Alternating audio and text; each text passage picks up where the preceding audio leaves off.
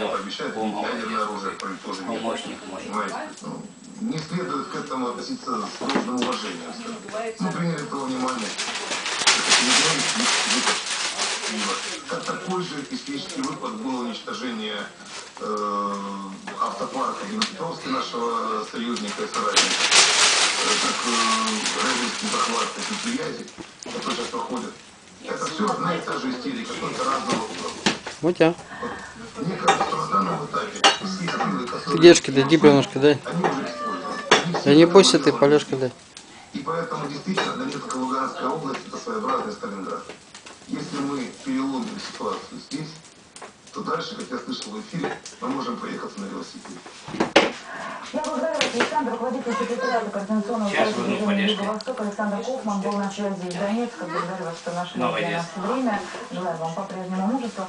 У меня к вам вопрос, и, наверное, участники тоже начали голосовать, тоже его поддерживать. Вот по поводу гуманитарной ситуации, которая складывается в Донецкой области, по поводу того, что люди будут пытаться эвакуироваться, имеют на это право, и, скорее всего, пойдут в Россию, как сказал Алексей, что тоже справедливо.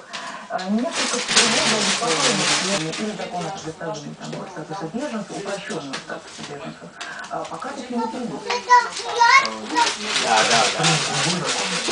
Который не решает этой задачи. Действительно, когда возникла ситуация на Украине, мы все сполошились, что сейчас мы срочно должны создать льготный режим получения гражданства граждан украинских партий, включая Единую Россию. Потом вместо этого стали разрабатывать закон, который подразумевает выдачу гражданства облегченное. Потом Еще давай. Круг тех, кто может получить гражданство по упрощенному. Возьми Полешка. Давай сейчас вот смотрим, как Полешка берет. Давай. В пределах Российской Федерации, либо чьи предки Два Российской Полешка. Федерации. То есть граждане Украины в основном не попадают под действие этого закона. То есть то, ради чего все затевалось, эта задача не была. Это на самом деле правильно, потому что граждане Киргизии имеют возможность получения упрощенного гражданства. Молодец. Упрощенного получения гражданства Российской Федерации. А близкие этнически, культурно граждане Украины не имеют такой возможности. Это надо исправлять. И гражданство... Огонечек загорел, да? Длительное.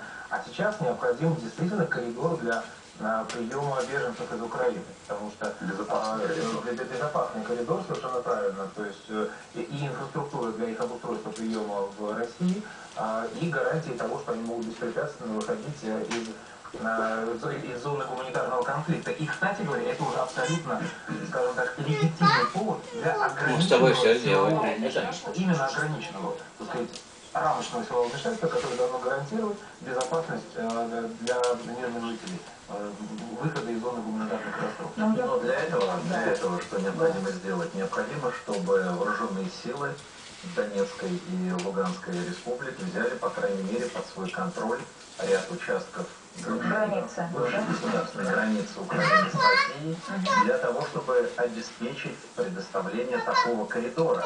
И это одна из задач, которую, я думаю, руководство новых республик должно иметь перед собой. Темная воронка, которая будет расширяться, будет захватывать и Россию, с тобой и смотрим на Европу, огонечек, всю Украину. Да? Грустненько смотрим. Эта проблема не будет. Ой, как хорошо. Поскольку Ой, это все проходит не на территории Соединенных Штатов, то это фактически ослабляет Европу, Россию и всех остальных. И в этой ситуации Соединенные Штаты остаются на плаву. Поэтому как поступать России, мы все себя, по крайней мере, я знаю очень хорошо свои